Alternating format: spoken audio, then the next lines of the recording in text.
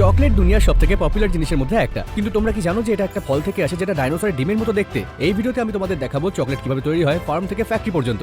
আর সবশেষে তোমরা এই ভিডিওতে যত চকলেট দেখবে সমস্তটা আমরা ব্যবহার করব ওয়ার্ল্ডের সবথেকে বড় চকলেট বার বানাতে। আর এইসব শুরু হয় কাকাও ট্রি থেকে। সবকিছু শুরু হয় এইখান থেকে। এই ছোট্ট ফুলটা থেকে একসময় হয়ে যাবে এরকম একটা ছোট্ট ফল, যেটা ধীরে ধীরে বড় হতে হতে হয়ে যাবে এত বড় আর এতটা বড়, আর তারপরে অনেকটা এরকম দেখতে হবে। তো হ্যাঁ, টেকনিক্যালি চকলেট গাছেই তৈরি হয়ে থাকে। তো এখন যখন আমরা জানি যে কাকাও কোথা থেকে আসে, আমি তোমাদেরকে আমার এক বন্ধুর সাথে দেখা করাবো, যাকে আমি বলে থাকি এই যুগের উইলি ওয়াঙ্কা। ও একটু পাগল হতে পারে, কিন্তু চকলেটের ব্যাপারে সব থেকে বেশি জ্ঞান ওর কাছেই আছে। হ্যাঁ, কি খবর? ডেড, আজ তাহলে কাকাও দেখতে এসছো? আমি চকলেটের জন্য রেডি। চলো দেখা যাক। তো ইনি আমাদের জন্য অলরেডি অনেকগুলো পটস বেছে নিয়েছে।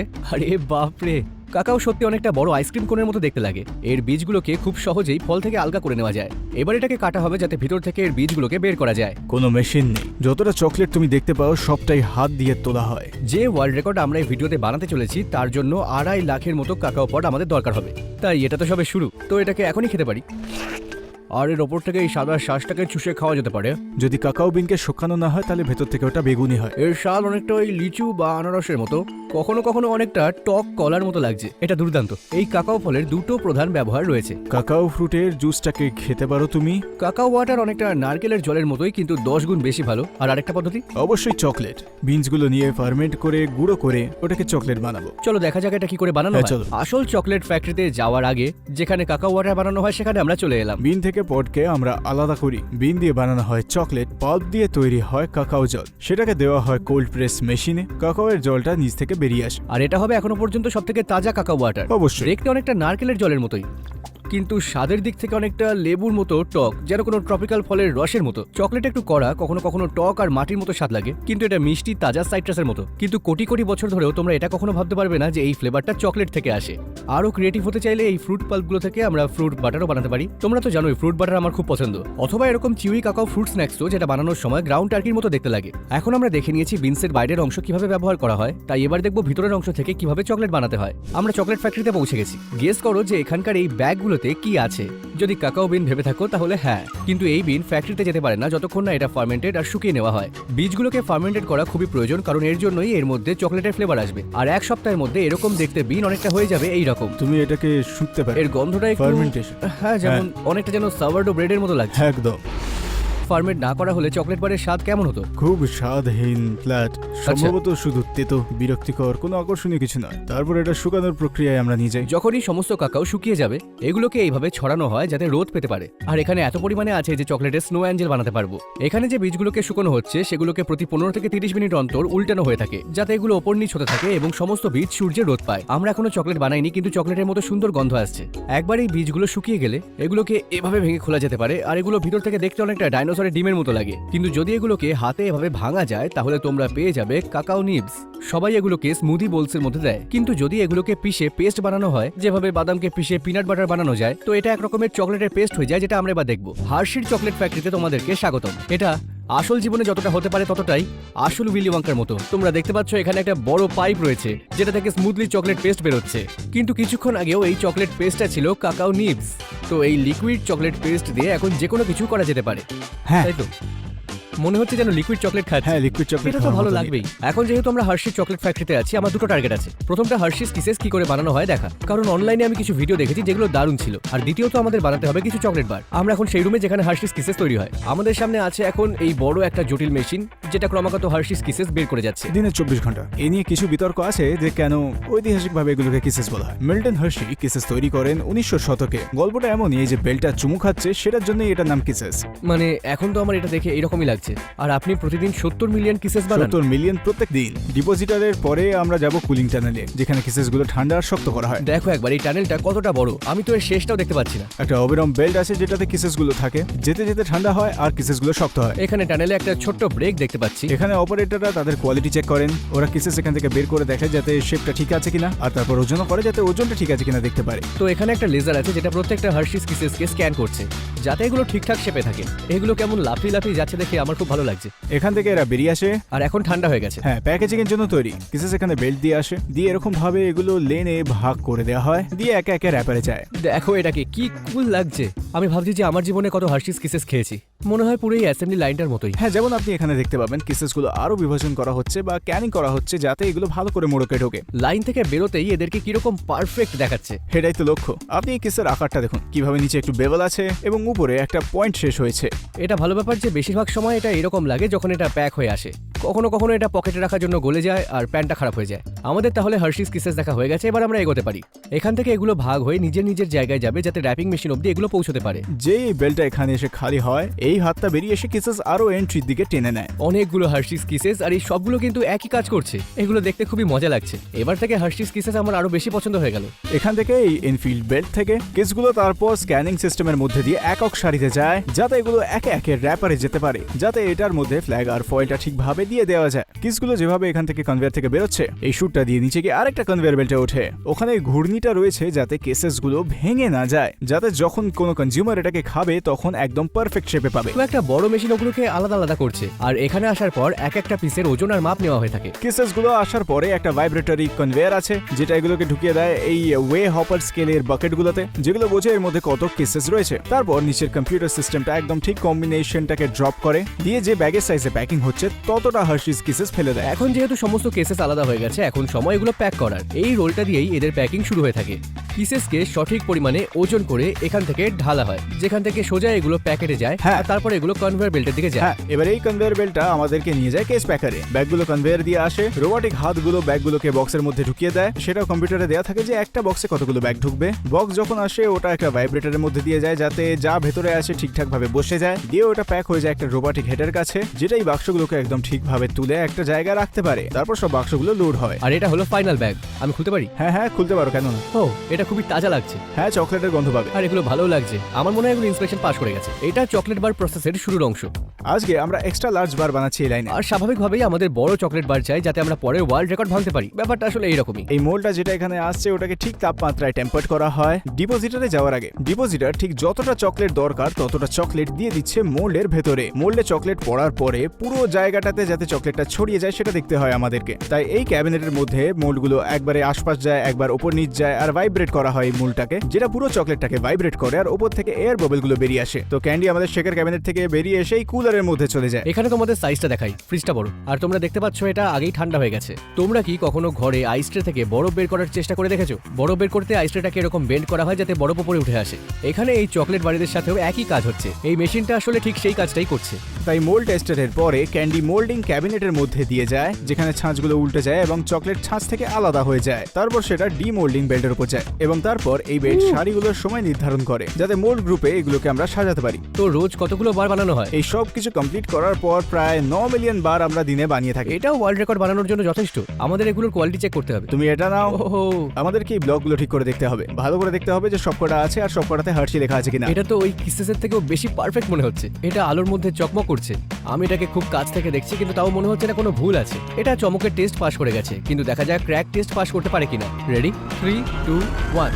হ্যাঁ, মনে হচ্ছে এই উইনার। সব মার্কস ভালো টেম্পারার ভালো বারকে। আমরা বারগুলো নিচে দেখলাম, তারপর ওগুলো কনভেয়ার বেল্টের মাধ্যমে উপরে আনা হলো, আর আবার এগুলো লাইন করে নিচে যাচ্ছে। হ্যাঁ, এই ইনফিটের মধ্যে এই লেজার্সগুলো খুবই খাটনি খাটছে, কারণ যখনই এরা বারগুলোর মাঝখানে খালি জায়গা দেখে অন্য কনভেয়ার বেল্টগুলো ফাস্ট করে দেয় যাতে বারগুলো সমান সমান থাকে। একদম ঠিক। এটা খুবই ভালো। লেজারগুলো সবকিছু একসাথে আনার পরে আমাদের কাছে আসছে টার্নিং বেল্ট। টার্নিং বেল্টটা চকলেটটাকে মুড়িয়ে দিচ্ছে যাতে এটা একদম সোজাসুজি চলে আসে, যাতে র্যাপার পরাতে পারি। আরো লেজার। এরা স্পিড কন্ট্রোল করছে। আরেকটা দেখছে যে চকলেটের মধ্যে গ্যাপ কতটা আছে, ও আর ভাঙা বার আছে কিনা সেটাও দেখছে এই লেজারগুলো। ভাঙা বার এখানে রিজেক্ট হয়ে যায়। তো ভুল করে যদি একটা বারও ভেঙে যায় তাহলে এই লেজারগুলো দেখে নেবে, আর তারপরে এই ছোট্ট যন্ত্রটা হাওয়া দিয়ে সেটা উড়িয়ে দেয় আর ফেলে দেয়। তাই এটা র্যাপ কিভাবে হবে? এখানে ফিল্ম আছে যেটা ওই কিসেসের মতনই দেখতে। আমরা দেখতে পাচ্ছি রোল স্টকটা এখান দিয়ে চলে যায়, দিয়ে লাইন দিয়ে যায়, দিয়ে বারে মোড়ানো হয়। এই সব কিছু হাই স্পিডে হয়। এখানে নিচে দেখতে পাবে যে বারগুলো ঢুকে যাচ্ছে, র্যাপটা বারের চারিদিকে যায় আর সিল হয়ে যায়। এই পুরো র্যাপিং সিস্টেমটা খুবই মজাদার, কারণ এই কাজে অনেক রকমের পদ্ধতি আর চড়াই উতরাই রয়েছে। অনেক কিছু চলছে। যেই মেশিন কয়েক সেকেন্ডের জন্য থামে, তোমরা দেখতে পাচ্ছ প্যাকেজিং কিভাবে বার্সের ওপর দিয়ে বেরিয়ে চলে যাচ্ছে,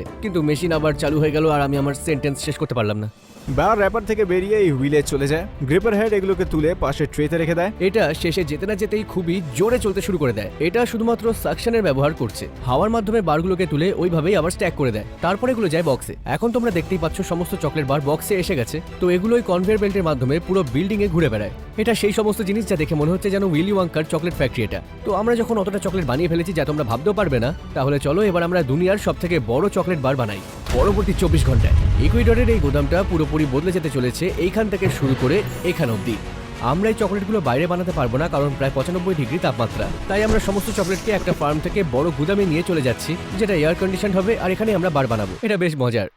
চলো রেকর্ড ভাঙা যাক। এখনো পর্যন্ত গিনিস ওয়ার্ল্ড রেকর্ডের হিসেবে পৃথিবীর সবথেকে বড় চকলেট বারের পরিমাপ 383 বর্গমিটার, আর আমার পিছনে 400 স্কোয়ার মিটারের চকলেট বানানোর লেআউট আছে। যদি আমরা এটাকে পুরো শেষ করতে পারি তাহলে এটা একটা পুরো বাস্কেটবল কোর্টের মতো বড় হবে। এর ওজন 1,83,000 সাধারণ চকলেট বারের সমান হবে। আর যদি তোমরা এটা গলিয়ে দাও, সেটা দিয়ে 80টা বাথটব ভরে যাবে। এই সব চকলেটকে আমরা ভেতরে নিয়ে আসবো। এই সব সারা দিন ধরে এবার বিহাইন্ড দ্য সিনস হতে চলেছে। পুরো টিম এখানে চকলেটকে বড় বক্সের থেকে খোলার কাজে লেগে রয়েছে। আমরা তো খুব ভালোভাবেই জানি গিনিস ওয়ার্ল্ড রেকর্ড খুবই কঠিন হয়। ভালো করে নিজেদের পরিষ্কার করতে হবে, তারপর হেয়ার নেট পরবো, তারপরে এই আজব জিনিসটা আমাদের জুতোয় পড়তে হবে। এবার যাওয়া যেতে পারে, চলো কিছু করে দেখাই। চলো। আমরা প্রথমে এই বারগুলো পুরো ম্যাটের মাঝখানটাতে রাখবো, কিন্তু এটাকে পুরো একটা চকলেট বার হতে হবে, তবেই রেকর্ড হবে। তো আমাদের কাছে আছে গলানো চকলেটের একটা ব্যাগ, বেসিক্যালি একটা চকলেট হট গ্লুগান, আর আমরা খুবই সাবধানের সাথে এগুলো চকলেট বারের মাঝখানে ঢালবো, যাতে প্রত্যেকটা চকলেট বার একসাথে লেগে যায়। এটা সেরা এটা হচ্ছে। কি দারুণ। আর খালি 9,000 বাকি রইলো। এখন আমরা বারের উপর কাজ শুরু করে দিয়েছি। আমি তোমাদের কিছু তুলনা আগেই বলে দিয়েছি, কিন্তু শুধু তোমাদের বোঝার জন্য আমি বলছি, আমাদের এই সাদা ম্যাটটাকে পুরো ভরার জন্য 11 টন চকলেট চাই। এটা দুটো বড় হাতির ওজনের সমান, আর যদি প্রতিদিন একটা করে টুকরো খাও তাহলে শেষ করতে 30 বছর লেগে যাবে। দেখো এই চকলেট বারটা কত লম্বা হয়ে চলেছে।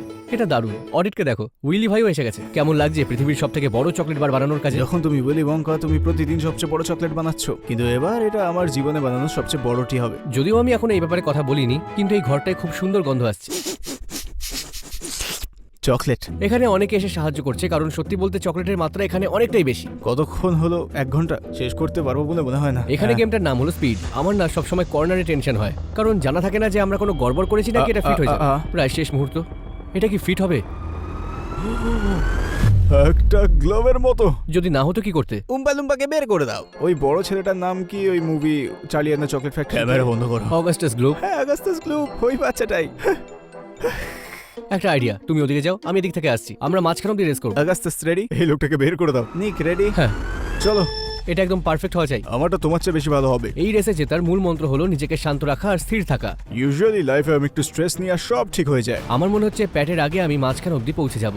আমি পৌঁছে গেছি। প্যাট আমি হাফ কিন্তু অলরেডি ক্রস করে চলে গেছি। আরেকটা জিনিস হলো একদম ভালো করে বানানো। শুধু সব জায়গায় পাগলের মতো চকলেট ফেলে দিলে হয় না।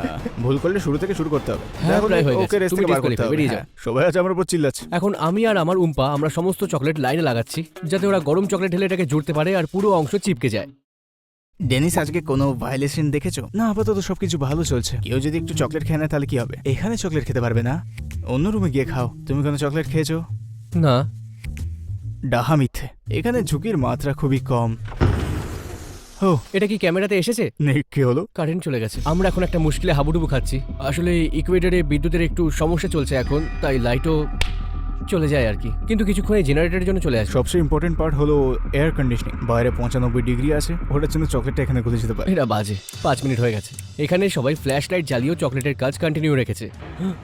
মনে হয় জেনারেটর চালু হয়ে গেছে। এটা শুনে খুব ভালো লাগলো আমার। ও, আবার বন্ধ হয়ে গেল। এবার খুবই খারাপ হচ্ছে এটা। এখন 18 মিনিট হয়ে গেল, কারেন্ট নেই। আমার খুব টেনশন হচ্ছে। এটা বাজে থেকে খারাপ হয়ে গেল। আমাদের বিদ্যুৎ চাই। ভাবো যদি এরকমই চলতে থাকে। না, কারেন্ট চলে গেছে প্রায় আধ ঘন্টা হয়ে গেল এতক্ষণে। এখনো আমাদের অন্ধকারেই কাজ করতে হবে, নইলে চকলেট বারের কাজ শেষই হবে না। আমার কি চিন্তা জানো? হ্যাঁ, কি? বিদ্যুৎ নেই, এসি নেই। হ্যাঁ, যদি এটা গলে সব শেষ। শুধু শেষ নয়, তার সাথে এখানে এই গন্ডগোল নিয়ে আমরা কি করব? এটা তো সব জায়গায় ছড়িয়ে যাবে। মুভিতে যেটা হয়েছিল সেটা মনে পড়ছে। তুমি জানো, তুমি ছিলে। আমি এখনো বুঝতে পারছি যে চকলেটটা একটু সফট হয়ে যাচ্ছে। উলিয়ঙ্কা, কি করবো? সত্যি বলতে এর কোনো সলিউশন নেই। আমার চকলেট বাইবেলে তো নেই। এখনই হেলথ ইন্সপেক্টরের থেকে খারাপ খবর পেলাম। টেম্পারেচার এখন 75 ডিগ্রি হয়ে গেছে। এটাই যদি 80-এর উপরে যায় চকলেট গলে যাবে। আর যদি 80 ডিগ্রি হয়ে যায় তো রেকর্ড ক্যান্সেল, কোনো ভিডিও না। ভাই, অনেক গরম হচ্ছে কিন্তু ভেতরে। ও ঠান্ডা হয়ে গেছে। ও ইয়ে, ঠান্ডা।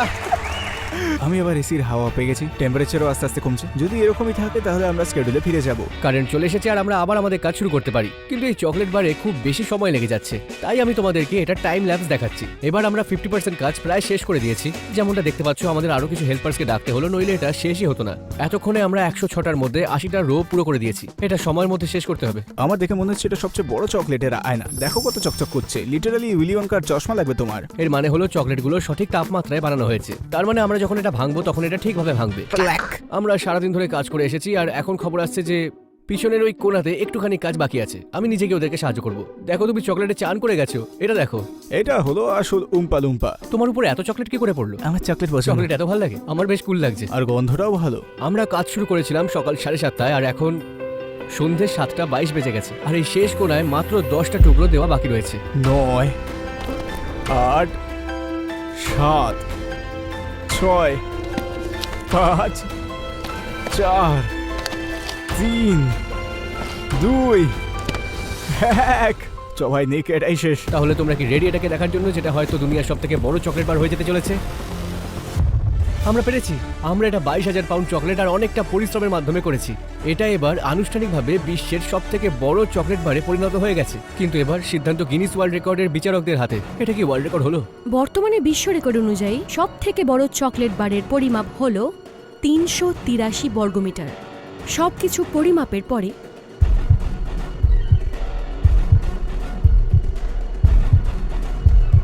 তোমরা পেয়েছো নতুন গিনিস ওয়ার্ল্ড রেকর্ড টাইটেল। এই চকলেটের একটা টুকরোও বেকার যাবে না। আমরা এই চকলেটটা ভেঙে ইকুয়েটরের প্রত্যেকটা বাচ্চাকে দেবো। এই দাঁড়ো, আমার মনে পড়লো যে আমরা নিজেরাই এটাকে এখনো খাইনি। চিয়ার্স। এটা অসাধারণ। 9